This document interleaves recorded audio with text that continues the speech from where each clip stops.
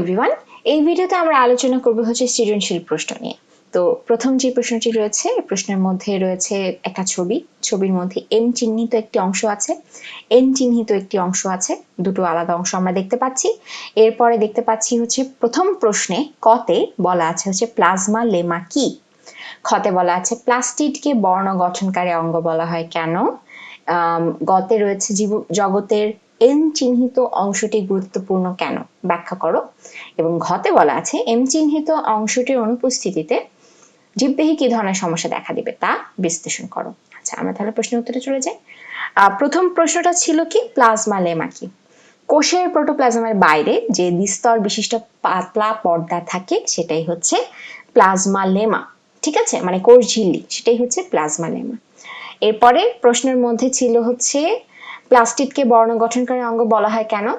এখন দেখো, প্লাস্টিডকে বর্ণ গঠনকারী অঙ্গ বলা হচ্ছে কারণ তিন ধরনের প্লাস্টিড রয়েছে, তার মধ্যে ক্লোরোপ্লাস্টের কারণে উদ্ভিদের পাতা সবুজ হয়, ক্রোমোপ্লাস্টে থাকে জ্যান্থোফিল, ক্যারোটিন, ফাইকোএরিথ্রিন, ফাইকোসায়ানিন, এই সকল বর্ণকণিকা, এবং এই সকল বর্ণকণিকার কারণে পাতা, ফুল, তারপর ফল হলুদ, কমলা বা লাল রঙের হয়ে থাকে। আর প্লাস্টিডের কারণে এই উদ্ভিদগুলো বিভিন্ন কালার দেখা যায়, সেজন্য আমরা এটাকে বলছি বর্ণ গঠনকারী অঙ্গ। আচ্ছা, এরপরে হচ্ছে এন চিহ্নিত অংশটার ভূমিকা লিখতে বলেছে। তো ভূমিকা লিখতে বললে প্রথমে আমাদের লিখতে হবে যে এন চিহ্নিত অংশটা আসলে কি, সেটা আমরা ফার্স্টে উল্লেখ করব।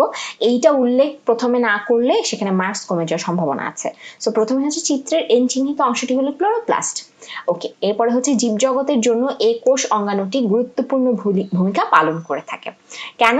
ক্লোরোপ্লাস্টে থাকে হচ্ছে ক্লোরোফিল, এবং ক্লোরোফিলের উপস্থিতির কারণে সবুজ উদ্ভিদ সালোক সংশ্লেষণের মাধ্যমে শর্করা জাতীয় খাদ্য তৈরি করতে পারে।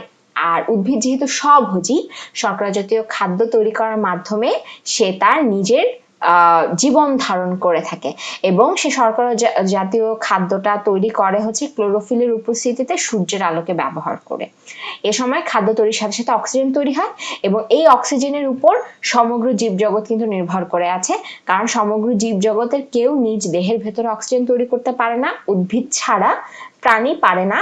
প্রাণী এই অক্সিজেনকে গ্রহণ করে এবং শ্বসন প্রক্রিয়া সম্পন্ন করে। সেই সাথে প্রাণী তো স্বভোজী না, প্রাণী হচ্ছে পরভোজী, প্রাণীও উদ্ভিদ থেকে খাবার গ্রহণ করে থাকে। আচ্ছা, তাহলে বুঝলাম যে একমাত্র সবুজ উদ্ভিদই খাদ্য তৈরিতে সক্ষম এবং অক্সিজেন তৈরি করতে পারে, যা প্রকৃতপক্ষে ক্লোরোফিল তথা ক্লোরোপ্লাস্টেরই অবদান। এবং সালোক সংশ্লেষণের সময় উদ্ভিদ পরিবেশ থেকে কার্বন ডাই অক্সাইড গ্রহণ করে, অক্সিজেন ত্যাগ করে, ফলে পরিবেশে গ্যাসীয় যে ভারসাম্য সেটাও রক্ষা পায়। দেখো কতগুলো পয়েন্ট আমি এখানে বলেছি। সো এই পয়েন্টগুলোকে চাইলে তুমি পয়েন্ট আকারে লিখতে পারো, সেই সাথে আবার তুমি চাইলে এটাকে এরকম প্যারাগ্রাফের মতো করেও লিখতে পারো, কোনো সমস্যা নেই। এবং এই গ উত্তরটার লাস্টে আমার লিখতে হবে এভাবে যে সুতরাং উপরের আলোচনা থেকে বোঝা যায় যে জীবজগতের সকল জীবকে পরোক্ষভাবে বাঁচিয়ে রেখেছে চিত্রের এন চিহ্নিত অঙ্গাণুটি অর্থাৎ ক্লোরোপ্লাস্ট, আর এ কারণেই জীবজগতের জন্য এন চিহ্নিত অঙ্গাণুটি গুরুত্বপূর্ণ। আচ্ছা, ঘতে ছিল হচ্ছে এম চিহ্নিত অংশটি না থাকলে কি সমস্যা। এম চিহ্নিত অংশটি হচ্ছে সেন্ট্রিওল। এই কোষ অঙ্গাণুটি সাধারণত প্রাণী কোষে দেখা যায়, নিম্ন শ্রেণীর উদ্ভিদ কোষে যেমন ছত্রাক কোষে অনেক সময় দেখা যায়। জীবকোষে এই অঙ্গাণুটি বিশেষ গুরুত্ব বহন করে। অঙ্গাণুটির অনুপস্থিতিতে জীবের কোষ বিভাজন বিঘ্নিত হবে এবং জীবদেহ গঠন ও বিকাশ সঠিকভাবে ঘটবে না, ফলে একটা ছোট শিশু ছোটই থেকে যাবে, বড় হতে পারবে না, কিংবা তার পুরো বডি সমানভাবে বড় হবে না, বাড়বে না, একটা অস্বাভাবিকতা দেখা দিবে। অঙ্গাণুর অনুপস্থিতিতে ক্রোমোজোমের গঠনও ঠিকভাবে হবে না। ক্রোমোজোম বংশগতির বৈশিষ্ট্যের ধারক এবং বাহক, এটার অনুপস্থিতিতে আমরা দেখতে পাবো যে দুইটি মেরুতে ক্রোমোজোম চলাচল প্রপারলি হলো না, তখন দেখা যাবে যে কোষের মধ্যে ক্রোমোজোমের সংখ্যার ভারসাম্যটা রক্ষা হচ্ছে না। সো ক্রোমোজোমও তখন ঠিকভাবে আমরা দেখতে পাবো না, ফলে নতুন প্রজন্মের বৈশিষ্ট্য ভিন্নতা দেখা দিবে। নতুন বৈশিষ্ট্য অনেক সময় জীবদেহে জটিল রোগ সৃষ্টি করে থাকবে এবং প্রজননেও এটা বিশেষ সাহায্য করে। সেন্ট্রিওল শুক্রাণুর লেজ তৈরি করে, এটা একটা গুরুত্বপূর্ণ বিষয়, এই পয়েন্টটা আমাদের লিখতেই হবে। সো শুক্রাণুর লেজ গঠিত না হলে যৌন জনন সম্পন্ন হবে না, কারণ ডিম্বাণু চলাচল করে না, শুক্রাণু সাঁতার কেটে ডিম্বাণুর কাছে পৌঁছায় এবং শুক্রাণু আর ডিম্বাণুর মিলন ঘটে। সো এই লেজ ছাড়া এই ঘটনাটা ঘটবে না, জাইগোট তৈরি হবে না, ফলে জীব তার সন্তান জন্ম দিতে পারবে না। সুতরাং এম চিহ্নিত অংশটি সেন্ট্রিওলের অনুপস্থিতিতে জীবদেহে উল্লিখিত সমস্যাগুলো দেখা দিতে পারে। এখন দেখো তোমাদের হয়তো মনে প্রশ্ন আসতে পারে, আপনি তো অ্যান্সার বলে গেলেন, কিন্তু আমি ফার্স্টে এই ছবিটা দেখেই বুঝবো কিভাবে? ছবিটা দেখে আমি যেভাবে বুঝবো, এই ছবিটার মধ্যে এই যে অংশটা, এই অংশটা দেখে আমি দেখতে পাচ্ছি কয়েনের মতো ছোট ছোট থাইলাকয়েড রয়েছে এবং সবুজ রং। আমার প্রশ্নে সবুজ রংটা আমি দেখতে পাবো না, এটা ঠিক। আমি এরকম গোল গোল অংশ দেখবো, একটার সাথে আরেকটা কানেক্টেড দেখবো, এবং দেখো দ্বিস্তর দেখতে পাচ্ছি এই জায়গাটার মধ্যে।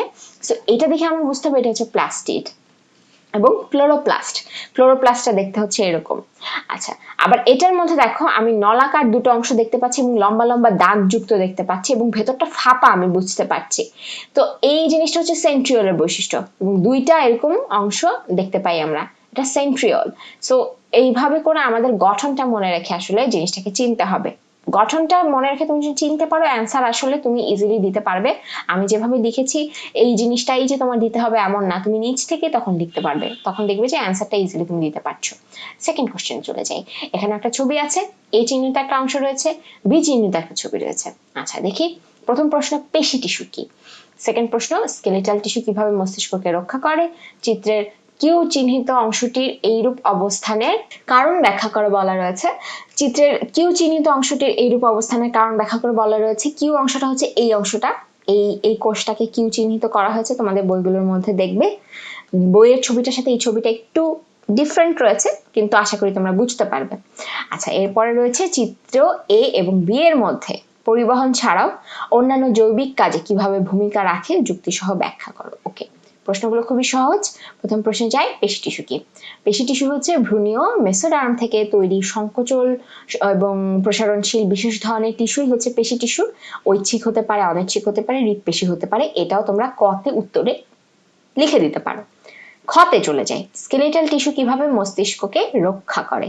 স্কেলেটাল টিস্যু বলতে বোঝাচ্ছে আমাদের বডির যে কাঠামো তৈরি করছে সেই টিস্যুটা। এখন অস্থি যেটা রয়েছে, অস্থিটা হচ্ছে স্কেলেটাল টিস্যুর এক ধরনের পার্ট, একটা ধরন। সো অস্থির মধ্যে আমাদের খুলি তৈরি হয়, মাথার যে করটিটা তৈরি হচ্ছে এবং তার ভেতরে থাকে হচ্ছে মস্তিষ্ক। সো মস্তিষ্ক একটা শক্ত ক্যালসিয়াম যুক্ত ম্যাট্রিক্স দ্বারা তৈরি অস্থি মধ্যে মস্তিষ্কটা সুরক্ষিত অবস্থায় রয়েছে। মস্তিষ্ক একটা নাজুক অংশ, একটা নরম অঙ্গ, এবং এই অংশটা এরকম একটা শক্ত দৃঢ় খুলির মধ্যে থাকার কারণে তা বাইরের আঘাত থেকে রক্ষা পায়। বাইরে কোনো আঘাত যদি আসে, প্রথমে স্কেলেটাল টিস্যু সেই আঘাতটাকে গ্রহণ করে। তাহলে জিনিসটাকে কিভাবে লিখতে পারি? দেখো, দেহের অভ্যন্তরীণ কাঠামো গঠনকারী টিস্যুটাই হচ্ছে স্কেলেটাল টিস্যু। স্কেলেটাল টিস্যু বিভিন্ন ধরনের অস্থি তৈরি করে যা দেহের কাঠামো দেয় এবং গুরুত্বপূর্ণ অংশকে রক্ষা করে। আর মস্তিষ্ককে রক্ষা করছে হচ্ছে করটিকা। স্কেলেটাল টিস্যু যেটা রয়েছে সেটা করটিকার অস্থি গঠন এবং মস্তিষ্কের চারদিকে সুন্দরভাবে বিন্যস্ত থেকে মস্তিষ্ককে রক্ষা করছে। আচ্ছা, এখন আসি কিউ চিহ্নিত অংশ। কিউ চিহ্নিত অংশ হচ্ছে, আমি যদি একটু দাগিয়ে ফেলি জিনিসটাকে, কিউ চিহ্নিত অংশ হচ্ছে এটা হচ্ছে কিউ। কিউ হচ্ছে এখানে ফ্লোয়েম টিস্যুর সঙ্গী কোষ বোঝাচ্ছে। আচ্ছা দেখো, এখানে ফার্স্টে আমরা বলে নিব কিউ চিহ্নিত অংশটি হচ্ছে ফ্লোয়েম টিস্যুর সঙ্গী কোষ। এটা সবসময় সিভ কোষের সঙ্গে অবস্থান করে। এখানে আসলে সিভ কোষ বোঝানো হয়েছে, এই কোষটা দিয়ে এটাকে সিভ বোঝানো হয়েছে। এরপরে আচ্ছা, আমি এখানে জিনিসটাকে দেখে বুঝলাম কিভাবে। দেখো, এই কোষটার মধ্যে নিউক্লিয়াস নেই, পাশের কোষটায় নিউক্লিয়াস আছে। আমি এটা দেখে বুঝতে পারলাম যে এখানে একটা টিস্যুর কথা বলা হয়েছে, এবং টিস্যুটা যেহেতু আমার এরকম একটা স্ট্রাকচার রয়েছে, চার কোনা কোনা কোনা স্ট্রাকচার, তার মানে অবশ্যই এটা উদ্ভিদের, এবং এটার মধ্যে নিউক্লিয়াস নেই। পাশের একদম সংলগ্ন অবস্থায় একটা কোষ আছে যেখানে আমি নিউক্লিয়াস দেখতে পাচ্ছি, তার মানে বুঝতে পারছি আমার এটা হচ্ছে অবশ্যই ফ্লোয়েম টিস্যু, এবং পাশের নিউক্লিয়াস যুক্ত কোষটা হচ্ছে আমার সিভ কোষের সাথে সঙ্গী কোষ। ঠিক আছে? আচ্ছা, সবসময় সিভ কোষের সাথে অবস্থান করে, এজন্য এটা সঙ্গী কোষ। সিভ কোষে নিউক্লিয়াস থাকে না, আর সঙ্গী কোষের নিউক্লিয়াসই সকল কিছু নিয়ন্ত্রণ করে দেয় সিভ কোষের, এবং খাদ্য চলাচলে সিভ কোষকে সাহায্য করে, আবার নিজে সে খাদ্য সঞ্চয় করেও রাখতে পারে। আচ্ছা, তারপরের প্রশ্নে চলে যাই। পরের প্রশ্নটা ছিল চিত্র এ এবং বি এর মধ্যে পরিবহন ছাড়াও অন্যান্য জৈবিক কাজে ভূমিকা রাখে, সেটার ব্যাখ্যাটা কি? আচ্ছা, এ হচ্ছে ফ্লোয়েম টিস্যুর প্রস্থচ্ছেদ, বি হচ্ছে রক্তকণিকা। ফ্লোয়েম টিস্যুর প্রধান কাজ পাতায় তৈরি খাবারকে উদ্ভিদের বিভিন্ন স্থানে নিয়ে যাওয়া। আর ফ্লোয়েম টিস্যুর কিছু কোষ রয়েছে, সঙ্গী কোষ, ফ্লোয়েম প্যারেনকাইমা, এগুলা খাদ্য সঞ্চয় করে থাকে। ফ্লোয়েম ফাইবার বা স্ক্লেরেনকাইমা দৃঢ়তা প্রদান করে। ফ্লোয়েম ফাইবার উদ্ভিদ দেহের বাইরে তন্তু বা আঁশ তৈরি করে এবং এইভাবে সে প্রতিকূল পরিবেশ থেকে উদ্ভিদকে রক্ষা করে। সুতরাং চিত্র এ উদ্ভিদের বিভিন্ন অঙ্গে খাদ্য পরিবহন ছাড়া উপরে আলোচিত জৈবিক কাজে সে কি করছে, বিশেষভাবে ভূমিকা রাখছে, ঠিক আছে, দৃঢ়তা প্রদান করছে। আবার দেখি রক্তকণিকার ক্ষেত্রে আমাদের যে বীজ ছবিটা ছিল, বিটার মধ্যে আমরা 3 ধরনের রক্তকণিকা দেখতে পাচ্ছি। সেখানে লোহিত রক্তকণিকা ছিল, শ্বেত রক্তকণিকা ছিল, অনুচক্রিকা ছিল। দেখো এখানে লোহিত, শ্বেত রক্তকণিকা, অনুচক্রিকা দেখা যাচ্ছে। সো এইটা নিয়ে যদি আমরা একটু চিন্তা করি, রক্তের মাধ্যমে কি হয়, অক্সিজেন বিভিন্ন স্থানে যাচ্ছে, কার্বন ডাই অক্সাইডও কোষ থেকে ফুসফুসে চলে আসছে। এছাড়া চিত্র বি এর যে শ্বেত রক্তকণিকা, সে হচ্ছে ফ্যাগোসাইটোসিস প্রক্রিয়া রোগ জীবাণু ধ্বংস করছে, পরিবহন করছে এবং রোগ জীবাণু ধ্বংস করে রোগের হাত থেকে দেহটাকে রক্ষা করে রাখছে। অ্যান্টিবডি তৈরি করে বিভিন্ন রোগের হাত থেকে রক্ষা করছে। রক্তের অনুচক্রিকা রক্ত জমাট বাঁধতে সাহায্য করছে, রক্তপাত বন্ধ করে দিচ্ছে, যাতে করে কোনো প্রকারের রক্ত শূন্যতা বডিতে তৈরি হয়ে না যায় কখনো কেটে গেলে, ঠিক আছে। আর লোহিত রক্তকণিকার মধ্যে হিমোগ্লোবিন রক্ত শূন্যতার হাত থেকে রক্ষা করে রাখছে। তার মানে অনেকগুলো জৈবিক কাজ কিন্তু এখানে হচ্ছে। সুতরাং চিত্র বি কি করছে, রক্তকণিকার খাদ্য সার, oxygen, carbon die oxide gas দেহের বিভিন্ন স্থানে পরিবহন ছাড়া অন্যান্য জৈবিক কাজে গুরুত্বপূর্ণ ভূমিকা পালন করে থাকে। ওকে, সো এটা হচ্ছে অ্যান্সার। তারপরে চলে যাই, তারপরে আমরা কিছু এমসিকিউতে যাব। প্রথম হচ্ছে লাইসোজোমের কাজ কি, খাদ্য তৈরি, শক্তি উৎপাদন, জীবাণু ভক্ষণ, আমিষ সংশ্লেষণ। অ্যান্সার কি হবে, অ্যান্সার খাদ্য তৈরি লাইসোজোম কি করে, না। শক্তি উৎপাদন করে, না। আমিষ সংশ্লেষণ করে, না। সে কি করে, জীবাণুকে ভক্ষণ করে ফেলতে পারে, কারণ এর ভেতরে ক্ষতিকর এনজাইম থাকে, সেই এনজাইমগুলো জীবাণুটাকে নষ্ট করে ফেলে। অ্যামিবা একটি প্রাণী কোষ, কারণ কেন্দ্রিকার গঠন সুসম্পূর্ণ, বর্ণ গঠনকারী অঙ্গ আছে, কোষ ঝিল্লি দেখা যায়। আচ্ছা, নিচের কোনটি সঠিক, আসো এখানে একটু চিন্তা করি।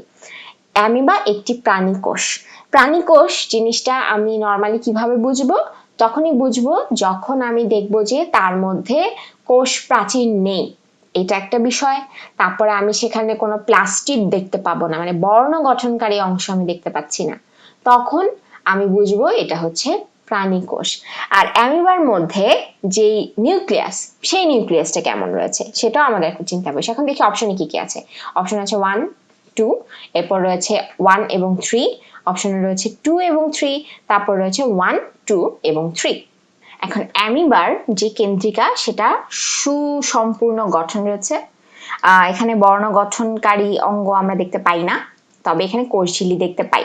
সো আমার অ্যান্সার কি হবে, 1 এবং 2, এটা হচ্ছে অ্যান্সার। এখন দেখো এই যে বর্ণ গঠনকারী অঙ্গ বলতে কিন্তু আমরা এখানে প্লাস্টিডের কথা বুঝছি, তবে অ্যামিবার কিছু নিজস্ব কালার রয়েছে, এটা ঠিক, তবে সেই কালারগুলো প্লাস্টিডের কারণে আসছে, ব্যাপারটা সেরকম না। ওকে, আমরা এরপরে পরের কোশ্চেনটায় চলে যাই। রোহিত গ্রামের বাড়িতে যাওয়ার সময় দেখলো একজন লোক পাট গাছ থেকে আঁশ ছড়াচ্ছে। আচ্ছা, আমি এখানে 1 এবং 2 দাগিয়েছিলাম, এটা হবে 1 এবং 3, এটা হবে। আচ্ছা, পাট থেকে আঁশ ছড়াচ্ছে, উদ্দীপকের সংগৃহীত অংশটিতে কোন ধরনের টিস্যু বিদ্যমান, প্যারেনকাইমা, কোলেনকাইমা, ক্লোরেনকাইমা, স্ক্লেরেনকাইমা। দেখো পাট গাছ থেকে আঁশ ছাড়াচ্ছে, আঁশ একটা মৃত কোষ, মৃত কোষগুলো হচ্ছে আঁশ তৈরি করেছে, বাইরের দিকে থাকবে ফ্লোয়েম টিস্যুর অংশ, এবং অ্যান্সার হচ্ছে স্ক্লেরেনকাইমা। ওকে, এরপরে চলে যাই। উদ্দীপকের সংগৃহীত অংশের টিস্যুর বৈশিষ্ট্য হচ্ছে কোষ প্রাচীর লিগনিন যুক্ত, কোষ প্রাচীরের পুরুত্ব অসমান এবং কোষে প্রোটোপ্লাজম অনুপস্থিত। আচ্ছা, আমরা দেখি এখানে কি কি আছে। 1, 2 আছে, 1, 3 রয়েছে, 2, 3 রয়েছে এবং 1, 2 এবং 3 রয়েছে। এখন দেখা স্ক্লেরেনকাইমার কিন্তু কোষ প্রাচীরের পুরুত্ব সমান ছিল, অসমান এরকম ছিল না। অসমান ছিল কোথায়, সেটা ছিল হচ্ছে আমরা যখন কোলেনকাইমা পড়েছি তখন আমরা পেয়েছি অসমান, অসমভাবে পুরু, কিন্তু স্ক্লেরেনকাইমাতে সমান ছিল। এবং কোষ প্রাচীরে লিগনিন থাকবে, সো কোষ প্রাচীর লিগনিন যুক্ত, কোষে প্রোটোপ্লাজম অনুপস্থিত, যেহেতু মৃত কোষ, সো 1 এবং 3, অ্যান্সার হচ্ছে এটা 1 এবং 3। তাহলে আমরা এই ভিডিওতে জানলাম হচ্ছে বিভিন্ন সৃজনশীল সম্পর্কে, আমাদের বইয়ের সৃজনশীলগুলো সম্পর্কে, এবং বইয়ের যে এমসিকিউ রয়েছে সেই এমসিকিউ সম্পর্কে আমরা জেনেছি, এবং কোন উত্তরগুলা কেন হচ্ছে সেটার যে লজিকটা সম্পর্কে আমরা জেনেছি। এভাবে করে চিন্তা করে করে আমরা যদি প্রশ্নের উত্তর দেই তাহলে আমরা ইজিলি প্রশ্নগুলোর অ্যান্সার কিন্তু দিতে পারবো।